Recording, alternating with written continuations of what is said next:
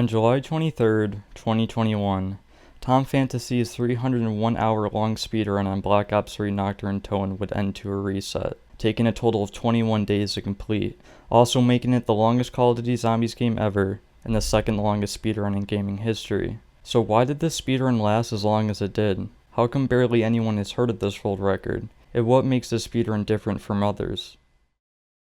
First, let me explain why this speedrun is unique from the rest. If we take a look at games which are well known in the speedrunning community such as Super Mario 64, Ocarina of Time, Trackmania, and Minecraft, they all have one thing in common: an official ending. In Minecraft, you have to beat the Ender Dragon so you can escape to the overworld through a portal. In Super Mario 64, you have to defeat Bowser to save Princess Peach. Similar can be said for Ocarina of Time. Link has to stop and defeat Ganon from taking over Hyrule. Lastly, Trackmania. Despite not having a final boss like other games, it still has an ending because it's based around racing. However, unlike the others, Call of Duty Zombies does not have an official ending. So how is Zombies a speedrun if it does not have an official ending? Well, there's a reason why I said it does not have an official ending, though it still has one. If we start at the first game that introduced zombies, Call of Duty World at War, it introduced the first map named Nocturne Tone. While simple, it had many flaws, one of which was entities. In every zombie map, it has a specific amount of objects and sounds. These are counted as entities. As an example, World at War Nocturne Tone has a base set of 191 entities. At first, this does not sound like an issue until you realize they add up every 50 milliseconds. In just 1 second, 3,820 entities will be added. Once again, this does not sound like an issue, although the game is coded in 32-bit, meaning the maximum signed integer value is 2,147,483,647. So the entities that add up every 50 milliseconds go towards this number. Now, when the entities eventually reach this number, it tries to go over it, but it can't. Because of this, the game forcefully resets you back to the loading screen, which brings you to round 1, hence the name a reset. What makes this so unique is each map can only extend the reset so far, which eventually maxes it out. This means each person attempting to break a world record has to max out the reset so they can have an equal chance of beating the record, although beating the record isn't as easy as it seems. Since the entities have to reach a 32-bit limit for a reset to happen, it takes a very long time until the game resets. Now, I'm not talking 10, 20, hell even 30 hours. I'm talking over 70 hours of in-game time till the map resets, and that is small compared to other maps. On Verrückt, it has a reset of over 80 hours. Shinonuma is over 100 hours. Hell, World at War Nocturne Tone has a reset of 160 hours. Shockingly, this is small compared to Black Ops 3 Nocturne Tone, which has a whopping 301 in-game hour reset. Thankfully, you can pause your game, right?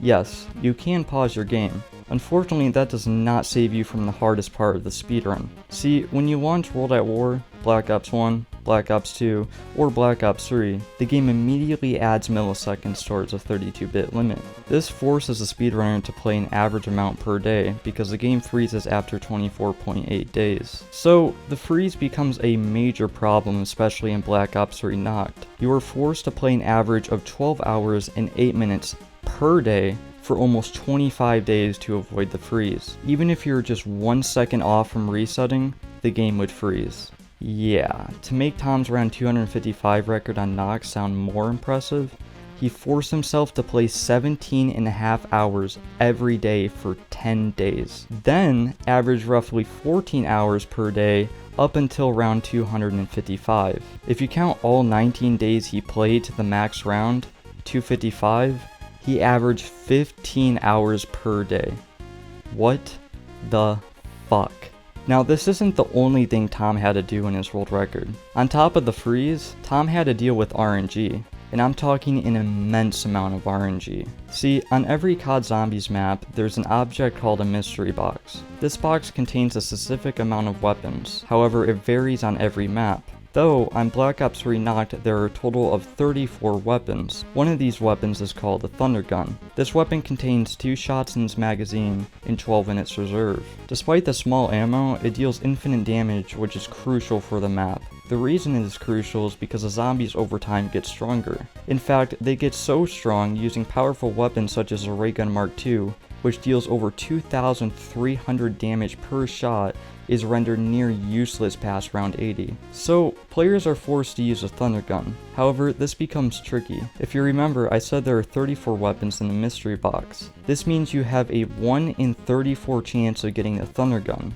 Thankfully, there are ways to increase that chance. One of the ways players are able to increase their chance is a perk called Mule Kick. This perk allows a player to hold 3 weapons instead of 2. Also, if a player has a ray gun in their inventory, the box purposely lowers the chance of getting the Ray Gun Mark II impossible. So instead of 34 weapons in the box, it lowers it to 30 weapons in the box. Also, this number includes special equipment such as monkey bombs and the Annihilator. These 2 weapons, or special equipment, can only be pulled out of the box once, meaning the weapon count decreases from 30 to 28. Still, that's a low chance. It doesn't help that a player needs an average of thunder gun from the box every 5.5 minutes for the entire game to reach round 255, the max round. This is slightly above the average time it takes to get a thunder gun from a 28 weapon box, although knowing RNG in video games, it isn't very friendly.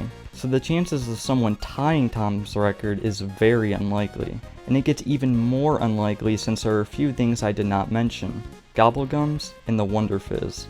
First, let me explain what Gobblegums are. In Black Ops 3, Gobblegums are gumballs in which, once eaten, will give you a special ability. Because of this, the Gobblegums are split into 2 categories: Classic Gobblegums and Mega Gobblegums. Although, I will specifically talk about Classic Gobblegums since that was the category Tom played under. In total, there are 15 Classic Gobblegums. However, the game limits the amount you can use in the game to only 5. Because of this, Tom used 5 specific Gobblegums. The 5 gums he chose were Alchemical, which has 2 activations and lasts 60 seconds. This Gobblegum gives you 1 bullet for every 10 points you earn. Next, he used In Plain Sight and Anywhere But Here.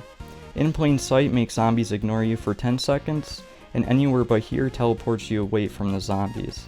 These 2 gumballs are really useful when you are in a tricky situation. Lastly, he used another 2 Gobblegums named Firing All Cylinders and Armamental Accomplishment. Firing All Cylinders allows a player to fire while sprinting, and Armamental Accomplishment makes the player switch weapons faster. Obviously, these 2 Gobblegums are pretty much useless, but since they are the best filler gumballs, Tom chose them. However, the 3 main gums he chose played a crucial part in the game, specifically Alchemical. This gumball can save a few trades from your game, which is very important if you want to reach round 255, because in a 301 hour speedrun, you will get some bad RNG. In fact, there are times where a player will do a trade which lasts over an hour, so keeping the average to 5 minutes and 30 seconds per thunder gun is very important. Unfortunately, like the box, the Gobblegums are RNG based. See, to get the Gobblegums, you have to hit the Gobblegum machine. Once you hit the machine, it gives you a 20% chance of getting a specific gumball. However, the chance increases when you get the other gumballs. This is called a cycle, essentially meaning you get 5 gumballs in a cycle, and the more you hit it, the chance of getting a specific gumball increases, as is disposed the other gumballs. On paper, it sounds like you could hit the gumball machine forever until you get what you want. Technically speaking, you could, but the machine costs money. The more times you hit the machine in a round, the more it costs. This becomes a problem past round 100 because the second time you hit the machine, it costs 1,024,500 points. And the third hit is 2,049,000 points. Yeah, this forces players to hit the machine only once a round so they can avoid losing millions of points. Despite the immense RNG with Gobblegums, there is one more RNG aspect, and that is the Wonder Fizz. This machine gives you perks which are not on Nocturne and Toten. One of these perks is Juggernog, which allows you to survive up to 4 hits. Another is Quick Revive, which revives you when you down. And lastly, Stamina Up. This perk increases the speed at which a player can run, and increases the duration of how long you can run. Obviously, these perks are pretty vital to the speedrun, although the Wonder Fizz is very RNG based. The reason it is more RNG based than the Gobblegum machine is because it has no perk cycles.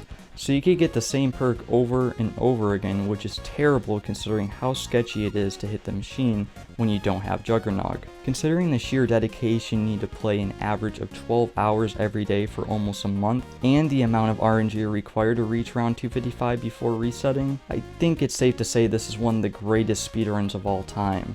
Well, it depends on who you ask. Is Super Mario 64, Ocarina of Time, Minecraft, and Trackmania more optimized than the 301 hour speedrun on Black Ops 3 Nocturne Tone? Yes. However, I want to ask you a question. How many speedrunners are willing to average 12 hours of playtime every day for almost a month, let alone pray for good RNG throughout the entirety of 300 plus hours? On top of those two, have near perfect decision making and good movement. Personally, I can't think of anyone besides Tom Phantasy, and that's what makes the speedrun so special. So is this speedrun one of the greatest of all time? Maybe. Whether people consider it one of the greatest or not, it's important to shed light on unknown records, especially this one. Thanks for watching.